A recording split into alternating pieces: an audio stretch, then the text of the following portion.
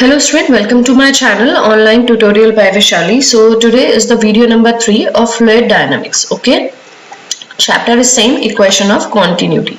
The fluid dynamics is subject is usually studied in BSc, MSc and engineering classes. Okay, now let's start with the topic.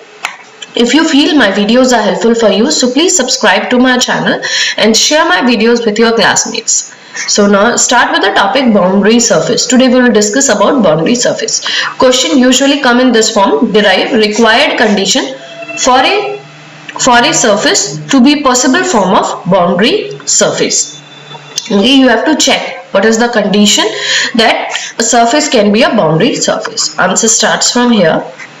The contact between the fluid and the surface will be maintained if the fluid and the surface have the same velocity along the normal to the surface.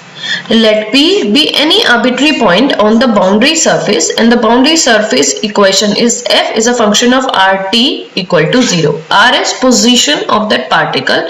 So particle is already obviously moves through a three-dimensional body. The position of any particle in the three-dimensional body, the coordinate will become x, y, z. So R is representing this coordinate x, y, z and a time t is 0. The function value is 0. Where the fluid velocity is denoted by q and the velocity of the surface is u.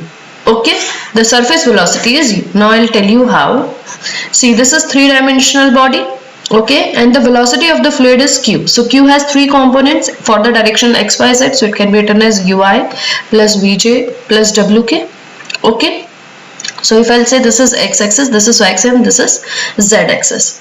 Okay, so if the particle moves through this direction, the fluid velocity will become u. So that means the velocity of the surface will become u. Okay, since the normal component of velocity of a fluid, that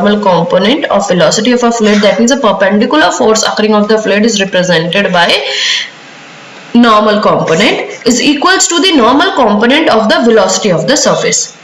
So normal component is usually represented by n. It is shown it here like this. Okay, so normal component of velocity of the fluid, that means q dot n, is equals to the normal component of the velocity of the surface is u dot n. Okay, now delta be the normal to the surface of the given equation, that means equation of the boundary surface f r comma t equal to 0. Hence n and delta n will be equal because this is the normal to the surface and this is also normal to the surface.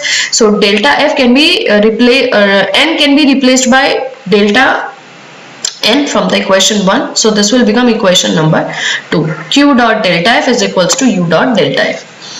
Now let PRT moves to a point Q r plus delta r comma t plus delta t. Now the same shape you have to make. This is point P. The coordinates will be r comma t, that means x, y, z, and with a time t the particles moves to a point Q. Okay, the particles positions will change, so it will become r plus delta r comma t plus delta t, because from x distance we travel delta x, so that means r plus delta r and t plus delta t. If P point is at a time t, then q will be at the time t plus delta t if this small distance is covered in time delta t. Okay, I hope this is clear to you. So let P r comma t move to a point Q r plus delta t plus delta t in a time delta t. Now since Q lies on this boundary, hence the boundary surface equation will also change with respect of the movement of the particle. So it will become f r plus delta comma t plus delta t equals to 0. Now by the Taylor's theorem, we know the Taylor's expansion. Taylor's expansion I have already explained in my videos. If you does not know its explanation, or if you does not know about Taylor's theorem, I'll just put a link below. So f h x plus h comma y plus k is equals to fxy plus h del f by del x plus k del f by del y plus so on for the higher order terms. Now we get the similarly this formula, if we apply it to this equation, this condition, it will become f r comma t plus del r delta f plus delta t del f by del t equal to 0. So we know that f r comma t, that means the boundary equation is equals to 0. So this function value will become 0. That means this is equals to 0. So I can write it like this: delta r upon delta t del f plus del f by del t. Okay, del f by del t equal to 0.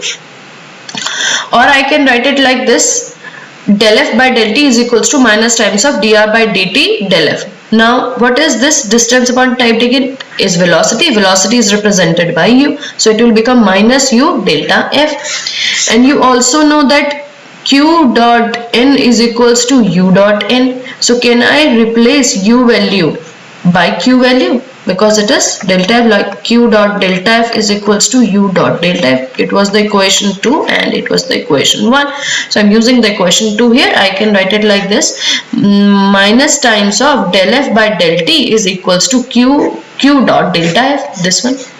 Okay, so q dot delta f, okay, is equals to minus times of del f by del t. Or I can write it like this: if I'll take this both together, so it will become q dot delta f plus del f by del t, taking f common. So it will become del by del t plus q dot delta f. Okay, or I can write it like this: df by dt is equals to 0, and I can expand this d by dt in three components, like d by dt plus u. This we have done, if you remember, in local time rate of change and individual time rate of change. The same we have done the same expression. So same expression I am using it here: d del by del t plus u del by del x plus v del by del y plus w del by del z, and in bracket f. What it is? It is the individual time rate of change. From individual time rate of change we get the value of d phi by dt, and if we remove phi from both the side, what is the value of d by dt? This only. So this value we have used from the previous expression. Okay, so this is the required condition. This full value is the required condition for a surface to be a possible boundary surface. I hope this video is clear to you. So please subscribe to my channel, and if you have any query, you can comment me in a comment box below. Till then, goodbye and take care, and thanks for watching my videos.